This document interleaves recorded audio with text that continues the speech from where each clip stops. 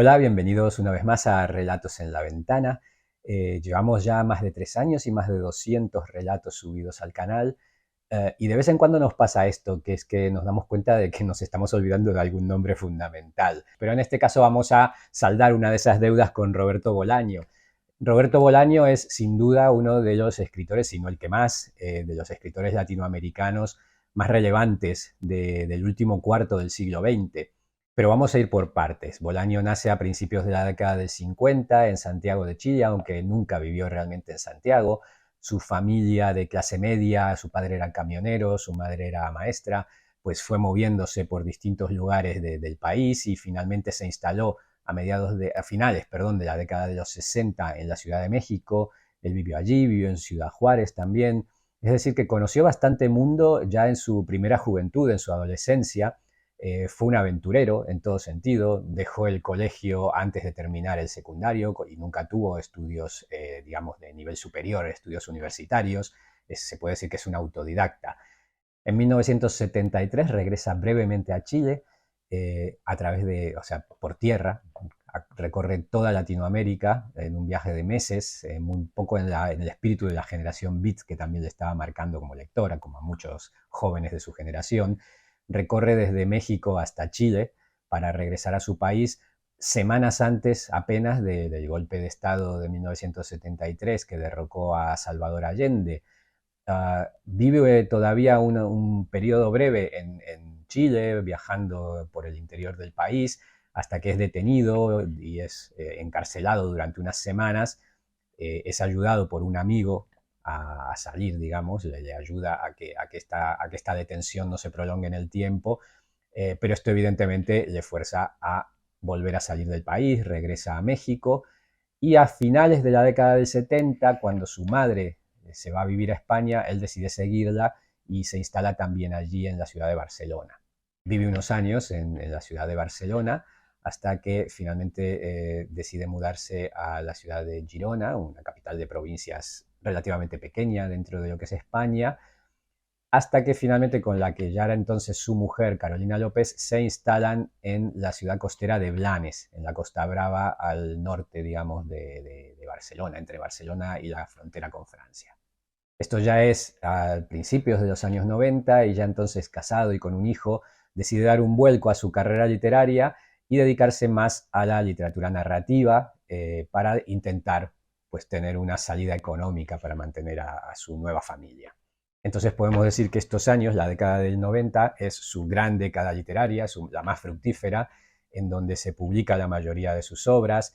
eh, Empieza ya a tener un cierto reconocimiento, no fue sumamente popular en esos años, hasta que en 1997 gana el prestigioso premio Herralde de novela con su novela Los detectives salvajes, una de sus más populares tal vez.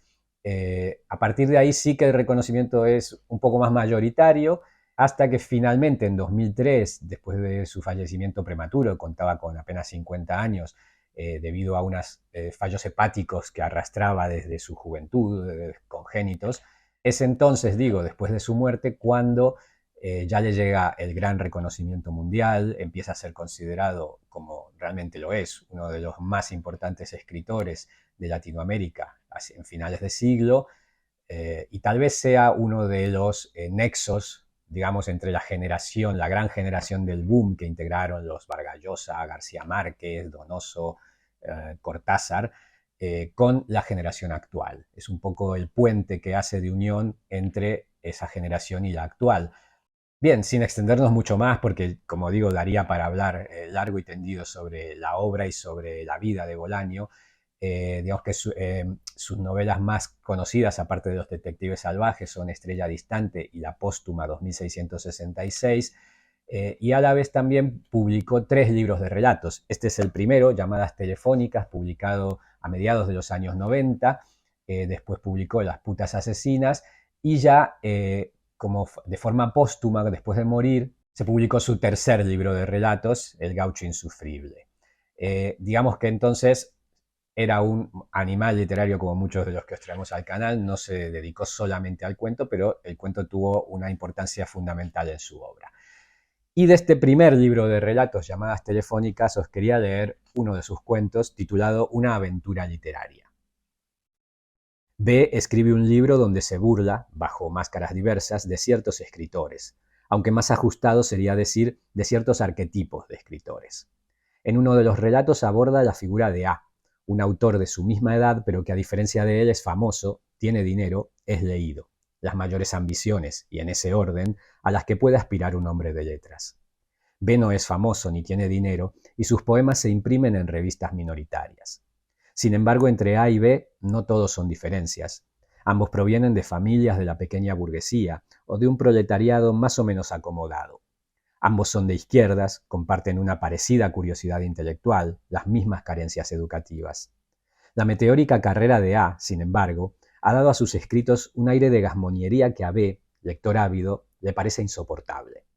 A, al principio desde los periódicos, pero cada vez más a menudo desde las páginas de sus nuevos libros, pontifica sobre todo lo existente, humano o divino, con pesadez académica, con el talante de quien se ha servido de la literatura para alcanzar una posición social, una respetabilidad, y desde su torre de nuevo rico dispara sobre todo aquello que pudiera empañar el espejo en el que ahora se contempla, en el que ahora contempla el mundo.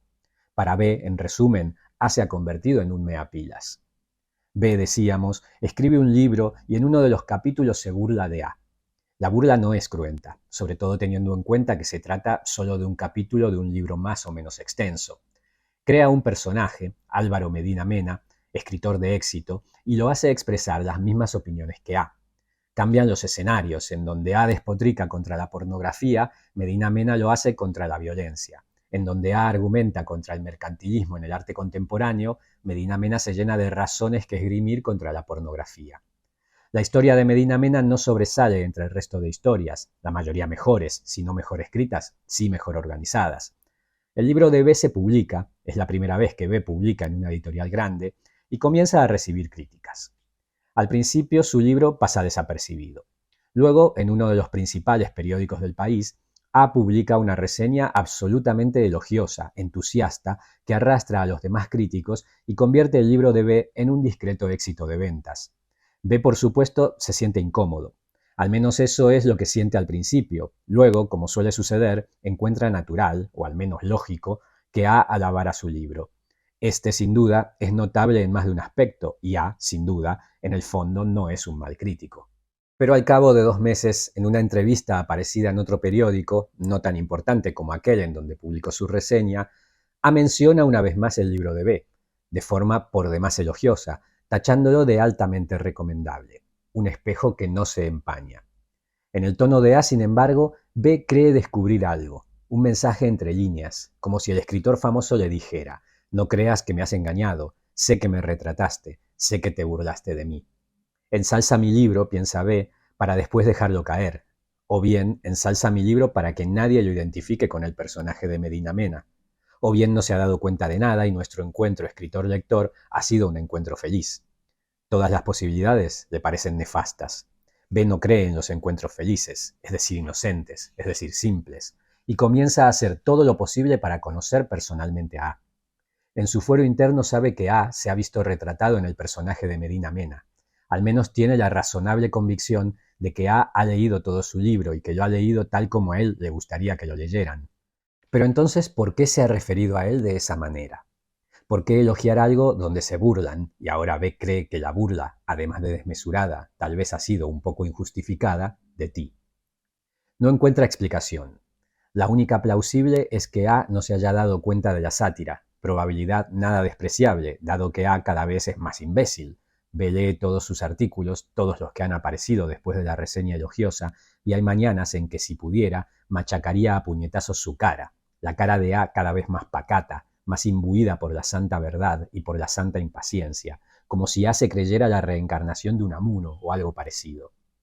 Así que hace todo lo posible por conocerlo, pero no tiene éxito. Viven en ciudades diferentes. A viaja mucho y no siempre es seguro encontrarlo en su casa. Su teléfono casi siempre marca ocupado o es el contestador automático el que recibe la llamada, y cuando esto sucede B cuelga en el acto, pues le aterrorizan los contestadores automáticos. Al cabo de un tiempo B decide que jamás se pondrá en contacto con A. Intenta olvidar el asunto, casi lo consigue. Escribe un nuevo libro. Cuando se publica, A es el primero en reseñarlo. Su velocidad es tan grande que desafía cualquier disciplina de lectura, piensa B. El libro ha sido enviado a los críticos un jueves y el sábado aparece la reseña de A, por lo menos 5 folios, donde demuestra además que su lectura es profunda y razonable, una lectura lúcida, clarificadora incluso para el propio B, que observa aspectos de su libro que antes había pasado por alto. Al principio B se siente agradecido, halagado, después se siente aterrorizado. Comprende de golpe que es imposible que A leyera el libro entre el día en que la editorial lo envió a los críticos y el día en que lo publicó el periódico. Un libro enviado el jueves, tal como va el correo en España, en el mejor de los casos llegaría el lunes de la semana siguiente. La primera posibilidad que a veces le ocurre es que A escribiera la reseña sin haber leído el libro, pero rápidamente rechaza esta idea. A es innegable, ha leído y muy bien leído su libro. La segunda posibilidad es más factible, que A obtuviera el libro directamente en la editorial. B telefonea a la editorial, habla con la encargada de ventas, le pregunta cómo es posible que A ya haya leído su libro. La encargada no tiene idea, aunque ha leído la reseña y está contenta, y le promete averiguarlo. B, casi de rodillas, si es que alguien se puede poner de rodillas telefónicamente, le suplica que lo llame esa misma noche. El resto del día, como no podía ser menos, lo pasa imaginando historias, cada una más disparatada que la anterior. A las 9 de la noche desde su casa lo telefonea a la encargada de ventas. No hay ningún misterio, por supuesto. A estuvo en la editorial días antes y se fue con un ejemplar del libro de B con el tiempo suficiente como para leerlo con calma y escribir la reseña. La noticia devuelve la serenidad a B. Intenta preparar la cena, pero no tiene nada en la nevera y decide salir a comer fuera. Se lleva el periódico en donde está la reseña. Al principio camina sin rumbo por calles desiertas, luego encuentra una fonda abierta en la que nunca ha estado antes y entra. Todas las mesas están desocupadas. B se sienta junto a la ventana, en un rincón apartado de la chimenea que débilmente calienta el comedor. Una muchacha le pregunta qué quiere. B dice que quiere comer. La muchacha es muy hermosa y tiene el pelo largo y despeinado, como si se acabara de levantar. B pide una sopa y después un plato de verduras con carne. Mientras espera, vuelve a leer la reseña. Tengo que ver a A, piensa. Tengo que decirle que estoy arrepentido, que no quise jugar a esto, piensa. La reseña, sin embargo, es inofensiva. No dice nada que más tarde no vayan a decir otros reseñistas, si acaso está mejor escrita. A sabe escribir, piensa B con desgana, tal vez con resignación. La comida le sabe a tierra, a materias putrefactas, a sangre. El frío del restaurante lo cala hasta los huesos. Esa noche enferma del estómago y a la mañana siguiente se arrastra como puede hasta el ambulatorio. La doctora que lo atiende le receta antibióticos y una dieta suave durante una semana. Acostado, sin ganas de salir de casa, B decide llamar a un amigo y contarle toda la historia. Al principio duda a quién llamar. ¿Y si llamo a A y se lo cuento a él? Piensa. Pero no. A, en el mejor de los casos, lo achacaría todo a una coincidencia y acto seguido se dedicaría a leer bajo a otra luz los textos de B para posteriormente proceder a demolerlo. En el peor, se haría el desentendido. Al final B no llama a nadie y muy pronto un miedo de otra naturaleza crece en su interior. El de que alguien, un lector anónimo, se hubiera dado cuenta de que Álvaro Medina Mena es un trasunto de A. La situación, tal como ya está, le parece horrenda. Con más de 2 personas en el secreto, Kabila puede llegar a ser insoportable. Pero ¿quiénes son los potenciales lectores capaces de percibir la identidad de Álvaro Medina Mena? En teoría, los 3.500 de la primera edición de su libro. En la práctica, solo unos pocos, los lectores devotos de A, los aficionados a los crucigramas, los que, como él, estaban hartos de tanta moralina y catequesis de final de milenio. Pero ¿qué puede hacer B para que nadie más se dé cuenta? No lo sabe. Baraja varias posibilidades, desde escribir una reseña elogiosa en grado extremo del próximo libro de A, hasta escribir un pequeño libro sobre toda la obra de A, incluidos sus malhadados artículos de periódico. Desde llamarlo por teléfono y poner las cartas boca arriba, pero qué cartas, hasta visitarlo una noche, acorralarlo en el zaguán de su piso, obligarlo por la fuerza a que confiese cuál es su propósito, qué pretende al pegarse como lapa a su obra, qué reparaciones son las que de manera implícita está exigiendo con tal actitud. Finalmente B no hace nada. Su nuevo libro obtiene buenas críticas, pero escaso éxito de público. A nadie le parece extraño que A apueste por él. De hecho, A, cuando no está de lleno en el papel de Catón de las letras y de la política españolas, es bastante generoso con los nuevos escritores que saltan a la palestra. Al cabo de un tiempo B olvida todo el asunto. Posiblemente se consuela, producto de su imaginación desbordada por la publicación de 2 libros en editoriales de prestigio, producto de sus miedos desconocidos, producto de su sistema nervioso desgastado por tantos años de trabajo y de anonimato. Así que se olvida de todo y al cabo de un tiempo, en efecto, el incidente es tan solo una anécdota algo desmesurada en el interior de su memoria. Un día, sin embargo, lo invitan a un coloquio sobre nueva literatura a celebrarse en Madrid. B acude encantado de la vida. Está a punto de terminar otro libro y el coloquio, piensa, le servirá como plataforma para su futuro lanzamiento. El viaje y la estancia en el hotel, por supuesto, están pagados y B quiere aprovechar los pocos días de estadía en la capital para visitar museos y descansar. El coloquio dura 2 días y B participa en la jornada inaugural y asiste como espectador a la última. Al finalizar esta, los literatos en masa son conducidos a la casa de la condesa de Bahamontes, letra herida y mecenas de múltiples eventos culturales, entre los que destacan una revista de poesía, tal vez la mejor de las que aparecen en la capital, y una beca para escritores que lleva su nombre. B, que en Madrid no conoce a nadie, está en el grupo que acude a cerrar la velada a casa de la condesa.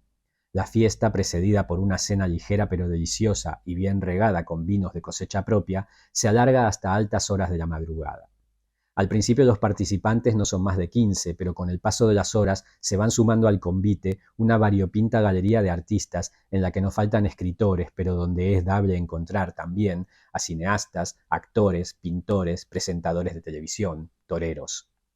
En determinado momento B tiene el privilegio de ser presentado a la condesa y el honor de que ésta se lo lleve aparte a un rincón de la terraza desde la que se domina el jardín. Allá abajo lo espera un amigo, dice la condesa con una sonrisa y señalando con el mentón una glorieta de madera rodeada de plátanos, palmeras, pinos. B la contempla sin entender. La condesa piensa, en alguna remota época de su vida debió ser bonita, pero ahora es un amasijo de carne y cartílagos movedizos. B no se atreve a preguntar por la identidad del amigo. Asiente, asegura que bajará de inmediato, pero no se mueve. La condesa tampoco se mueve y por un instante ambos permanecen en silencio, mirándose a la cara, como si se hubieran conocido y amado u odiado en otra vida. Pero pronto a la condesa la reclaman sus otros invitados y B se queda solo, contemplando temeroso el jardín y la glorieta, donde al cabo de un rato distingue a una persona o el movimiento fugaz de una sombra. Debe ser A, piensa, y acto seguido, conclusión lógica, debe estar armado. Al principio B piensa en huir. No tarda en comprender que la única salida que conoce pasa cerca de la glorieta, por lo que la mejor manera de huir sería permanecer en alguna de las innumerables habitaciones de la casa y esperar a que amanezca. Pero tal vez no sea A, piensa B. Tal vez se trate del director de una revista, de un editor, de algún escritor o escritora que desea conocerme. Casi sin darse cuenta, B abandona la terraza, consigue una copa, comienza a bajar las escaleras y sale al jardín. Allí enciende un cigarrillo y se aproxima sin prisas a la glorieta. Al llegar no encuentra a nadie, pero tiene la certeza de que alguien ha estado allí y decide esperar. Al cabo de una hora, aburrido y cansado, vuelve a la casa. Pregunta a los escasos invitados que deambulan como sonámbulos o como actores de una pieza teatral excesivamente lenta por la condesa y nadie sabe darle una respuesta coherente. Un camarero, que lo mismo puede estar al servicio de la condesa o haber sido invitado por esta a la fiesta, le dice que la dueña de casa seguramente se ha retirado a sus habitaciones, tal como acostumbra. La edad, ya se sabe. B asiente y piensa que, en efecto, la edad ya no permite muchos excesos. Después se despide del camarero, se dan la mano y vuelve caminando al hotel. En la travesía invierte más de 2 horas. Al día siguiente, en vez de tomar el avión de regreso a su ciudad, B dedica la mañana a trasladarse a un hotel más barato, donde se instala como si planeara quedarse a vivir mucho tiempo en la capital, y luego se pasa toda la tarde llamando por teléfono a casa de A. En las primeras llamadas solo escucha el contestador automático. Es la voz de A y de una mujer que dicen, uno después del otro y con un tono festivo, que no están, que volverán dentro de un rato, que dejen el mensaje y que si es algo importante dejen también un teléfono al que ellos puedan llamar. Al cabo de varias llamadas sin dejar mensaje, B se ha hecho algunas ideas respecto a y a su compañera, a la entidad desconocida que ambos componen. Primero la voz de la mujer. Es una mujer joven, mucho más joven que él y que A, posiblemente enérgica, dispuesta a hacerse un lugar en la vida de A y a hacer respetar su lugar. Pobre idiota, piensa B. Después, la voz de A, un arquetipo de serenidad, la voz de Catón. Este tipo, piensa B, tiene un año menos que yo, pero parece como si me llevara 15 o 20. Finalmente, el mensaje. ¿Por qué el tono de alegría? ¿Por qué piensan que si es algo importante el que llama va a dejar de intentarlo y se va a contentar con dejar su número de teléfono? ¿Por qué hablan como si interpretaran una obra de teatro, para dejar claro que allí viven dos personas o para explicitar la felicidad que los embarga como pareja? Por supuesto, ninguna de las preguntas que B se hace obtiene respuesta, pero sigue llamando, una vez cada media hora aproximadamente, y a las 10 de la noche, desde la cabina de un restaurante económico, le contesta una voz de mujer. Al principio, sorprendido, B no sabe qué decir. ¿Quién es?, pregunta la mujer. Lo repite varias veces y luego guarda silencio, pero sin colgar, como si le diera a B la ocasión de decidirse a hablar. Después, en un gesto que se adivina lento y reflexivo, la mujer cuelga. Media hora más tarde, desde un teléfono de la calle, B vuelve a llamar. Nuevamente es la mujer la que descuelga el teléfono, la que pregunta, la que espera una respuesta. Quiero ver a A, dice B. Debería haber dicho, quiero hablar con A. Al menos la mujer lo entiende así y se lo hace notar. B no contesta, pide perdón, insiste en que quiere ver a A. ¿De parte de quién?, dice la mujer. Soy B, dice B. La mujer duda unos segundos, como si pensara quién es B, y al cabo dice muy bien, espere un momento. Su tono de voz no ha cambiado, piensa B. No trasluce ningún temor ni ninguna amenaza. Por el teléfono, que la mujer ha dejado seguramente sobre una mesilla o sillón o colgando de la pared de la cocina, oye voces. Las voces, ciertamente ininteligibles, son de un hombre y una mujer. A y su joven compañera, piensa B, pero luego se une a esas voces la de una tercera persona, un hombre, alguien con la voz mucho más grave. En un primer momento parece que conversan, que A es incapaz de no prolongar, aunque sea solo un instante, una conversación interesante en grado sumo. Después B cree que más bien están discutiendo, o que tardan en ponerse de acuerdo sobre algo de extrema importancia antes de que A coja de una vez por todas el teléfono. Y en la espera o en la incertidumbre alguien grita, tal vez A. Después se hace un silencio repentino, como si una mujer invisible taponara con cera los oídos de B. Y después de varias monedas de un duro, alguien cuelga silenciosamente, piadosamente el teléfono. Esa noche B no puede dormir. Se reprocha todo lo que no hizo. Primero pensó en insistir, pero decidió, llevado por una superstición, cambiar de cabina. Los dos siguientes teléfonos que encontró estaban estropeados. La capital era una ciudad descuidada, incluso sucia. Y cuando por fin encontró uno en condiciones, al meter las monedas se dio cuenta de que las manos le temblaban como si hubiera sufrido un ataque. La visión de sus manos lo desconsoló tanto que estuvo a punto de echarse a llorar. Razonablemente, pensó que lo mejor era acopiar fuerzas y que para eso nada mejor que un bar. Así que se puso a caminar y al cabo de un rato, después de haber desechado varios bares por motivos diversos y en ocasiones contradictorios, entró en un establecimiento pequeño e iluminado en exceso donde se hacinaban más de 30 personas. El ambiente del bar, como no tardó en notar, era de una camaradería indiscriminada y bulliciosa. De pronto se encontró hablando con personas que no conocía de nada y que normalmente, en su ciudad, en la vida cotidiana, hubiera mantenido a distancia. Se celebraba una despedida de soltero o la victoria de uno de los dos equipos de fútbol locales. Volvió al hotel de madrugada sintiéndose vagamente avergonzado. Al día siguiente, en lugar de buscar un sitio donde comer, descubrió sin asombro que era incapaz de probar bocado. B se instala en la primera cabina que encuentra, en una calle bastante ruidosa, y telefonea a A. Una vez más contesta la mujer. Contra lo que B esperaba, es reconocido de inmediato. A no está, dice la mujer, pero quiere verte. Y tras un silencio, sentimos mucho lo que pasó ayer. ¿Qué pasó ayer?, dice B sinceramente. Te estuvimos esperando y luego colgamos. Es decir, colgué yo. A quería hablar contigo, pero a mí me pareció que no era oportuno. ¿Por qué no era oportuno?, dice B, perdido ya cualquier atisbo de discreción. Por varias razones, dice la mujer. A no se encuentra muy bien de salud. Cuando habla por teléfono se excita demasiado. Estaba trabajando y no es conveniente interrumpirlo. A B la voz de la mujer ya no le parece tan juvenil. Ciertamente está mintiendo, ni siquiera se toma el trabajo de buscar mentiras convincentes. Además no menciona al hombre de la voz grave. Pese a todo, a B le parece encantadora. Miente como una niña mimada y sabe de antemano que yo perdonaré sus mentiras. Por otra parte, su manera de proteger a A de alguna forma es como si realzara su propia belleza. ¿Cuánto tiempo vas a estar en la ciudad?, dice la mujer. Solo hasta que vea A, luego me iré, dice B. Ya, dice la mujer. A B se le ponen los pelos de punta. Y reflexiona en silencio durante un rato. Esos segundos o esos minutos B los emplea en imaginar su rostro. El resultado, aunque vacilante, es turbador. Lo mejor será que vengas esta noche, dice la mujer. ¿Tienes la dirección? Sí, dice B. Muy bien, te esperamos a cenar a las 8. De acuerdo, dice B con un hilo de voz y cuelga. El resto del día se lo pasa caminando de un sitio a otro, como un vagabundo o como un enfermo mental. Por supuesto no visita ni un solo museo, aunque sí entra a un par de librerías en donde compra el último libro de A. Se instala en un parque y lo lee. El libro es fascinante, aunque cada página resuma tristeza. Qué buen escritor es A, piensa B. Considera su propia obra, maculada por la sátira y por la rabia, y la compara desfavorablemente con la obra de A. Después se queda dormido al sol, y cuando despierta el parque está lleno de mendigos y yonkis que a primera vista dan la impresión de movimiento, pero que en realidad no se mueven, aunque tampoco pueda afirmarse con propiedad que están quietos.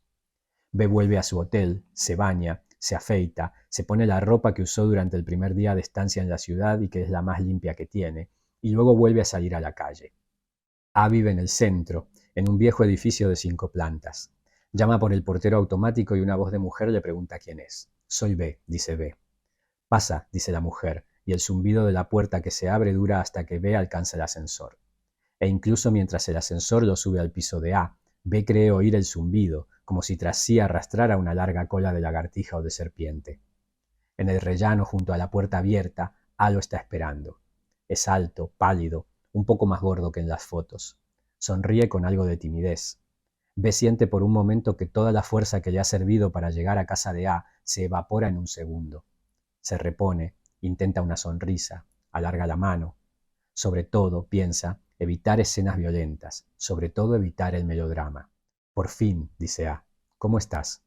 Muy bien, dice B. Este es el relato Una aventura literaria de Roberto Bolaño. Espero que os haya gustado.